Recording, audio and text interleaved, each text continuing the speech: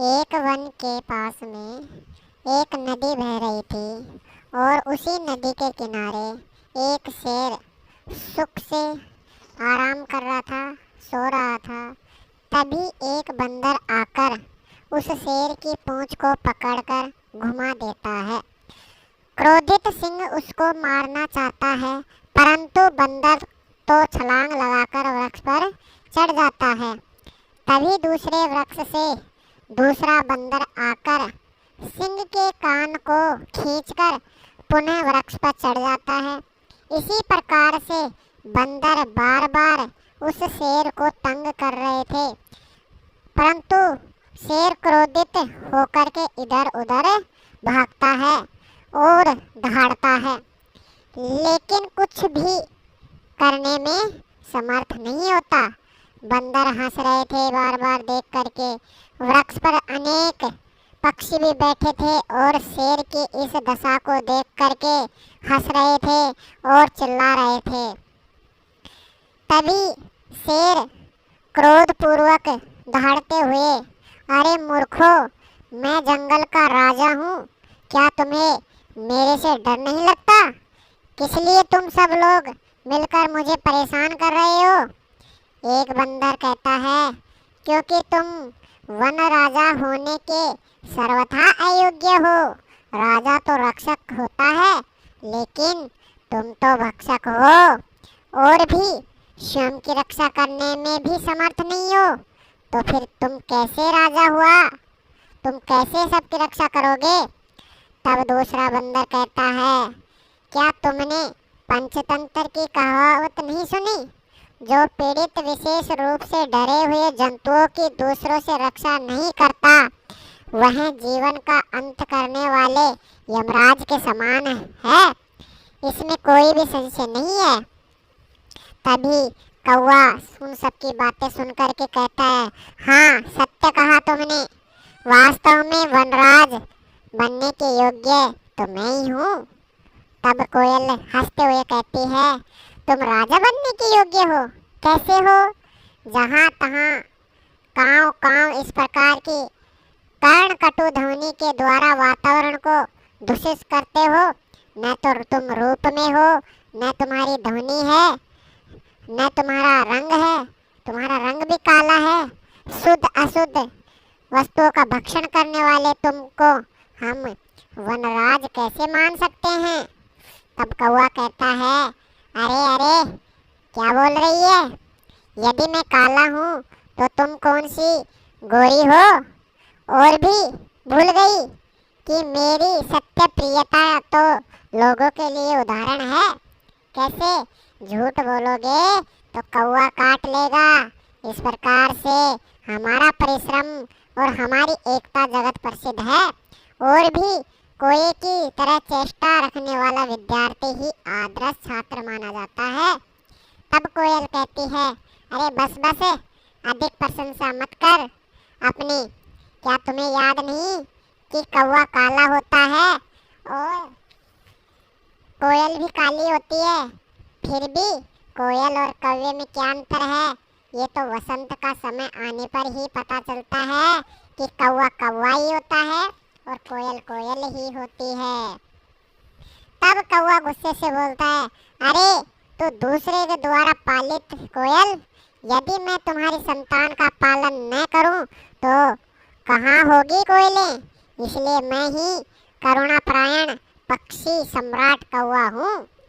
इसी बीच हाथी आता है और कहता है, अरे अरे, सभी की बात सुनने के लिए ही मैं यहाँ आया हूँ। मैं स्थूल शरीर वाला बलवान और पराक्रमी हूँ। चाहे शेर हो अथवा अन्य कोई भी जीव, जंगली पशुओं को तंग करते हुए मैं प्राणियों को अपने सूंड से पटक पटक कर मार डालूंगा। क्या दूसरा कोई और भी है ऐसा पराक्रमी? इसलिए मैं ही जंगल का राजा बनने योग्य हूँ। तभी बंदर बोलता है, अरे अरे, रहने दे, ऐसा क्या है? शीघ्र ही हाथी की पूंछ को खींचकर वृक्ष पर चढ़ जाता है। हाथी उस वृक्ष को ही अपने सूंड से उखाड़ना चाहता था, लेकिन बंदर कूदकर दूसरे वृक्ष पर चढ़ जाता है। इसी प्रकार हाथी को एक वृक्ष से दूसरे वृक्ष की तरफ दौड़ते हुए देखकर सिंह भी हंसने लगता है और बोला, हे गजराज, मुझे भी ये बंदर इसी प्रकार तंग करते हैं। बंदर बोला, इसलिए तो कह रहा हूँ कि मैं ही वनराज पद के योग्य हूँ, जिसने विशालकाय, पराक्रमी और भयभीत करने वाले शेर अथवा हाथी को पराजित करने में हमारी जाति हमेशा सक्षम है। इसलिए अन्य प्राणियों की रक्षा के लिए हम ही समर्थ हैं। यह सब सुनकर नदी के मध्य में एक बगुला आता है और बोलता है, अरे अरे, मेरे अतिरिक्त कोई और कैसे राजा बन सकता है? मैं तो शीतल जल में लंबे समय तक स्थिर व ध्यान मग्न स्थिर बुद्धि वाले की भांति खड़ा रहकर सभी की रक्षा के उपायों का चिंतन करूंगा, योजनाओं का निर्माण करूंगा और अपनी सभा में विविध पदों को अलंकृत करने वाले जंतुओं के साथ मिलकर रक्षा के उपायों को लागू करूंगा। इसलिए मैं ही वनराज पद प्राप्ति के योग्य हूँ। तभी एक मोर आता है और पेड़ के ऊपर से ठाके मारते हुए हंसते हुए कहता है, रुको रुको, आत्म प्रशंसा मत करो। क्या तुम नहीं जानते कि यदि अच्छा नेता या राजा नहीं हो तो प्रजा कर्णधार नाविक रहित नौका को किस तरह समुद्र में डुबाई जाती है? तुम्हारा ध्यान अवस्था को कौन नहीं जानता?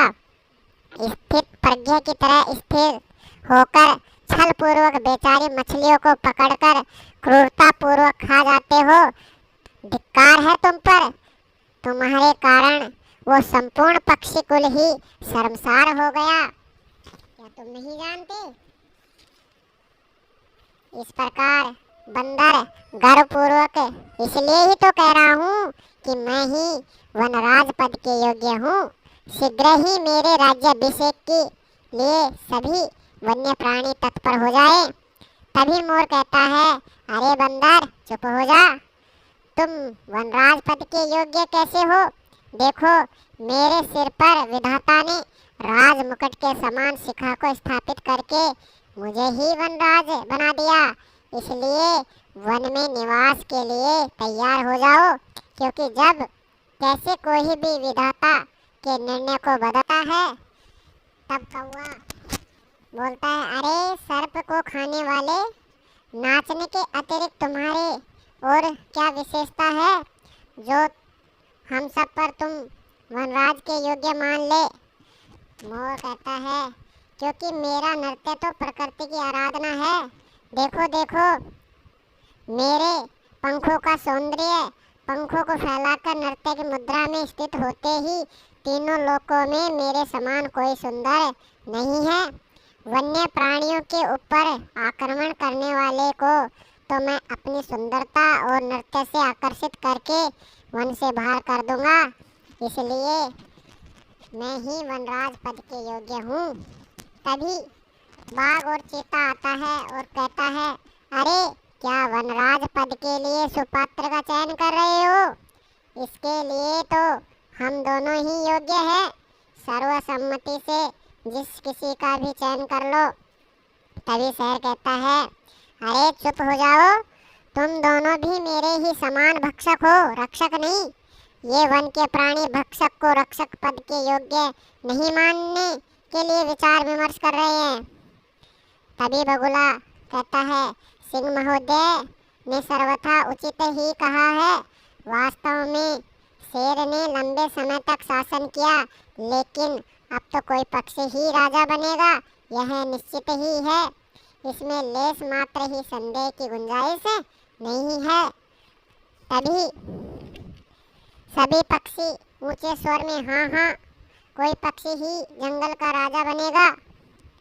लेकिन कोई भी पक्षी अपने अलावा किसी और को इस पद के लिए योग्य नहीं मानता, तो कैसे निर्णय हो? तब उन सभी के द्वारा गहरी नींद में चिंतित सोए हुए उल्लू को देखकर विचार किया गया कि यह आत्म प्रशंसा से रहित पद लिप्सा से हीन उल्लू ही हमारा राजा होगा।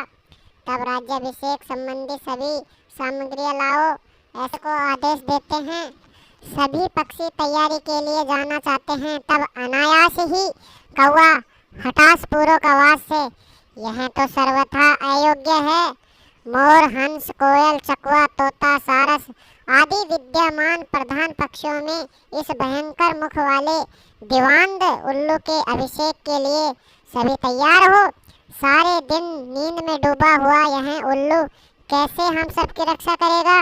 वास्तव में तो स्वभाव से ही क्रोधी, अत्यंत उग्र, क्रूर, अप्रिय बोलने वाले उल्लू को राजा बनाकर कौन सी सिद्धि प्राप्त होगी?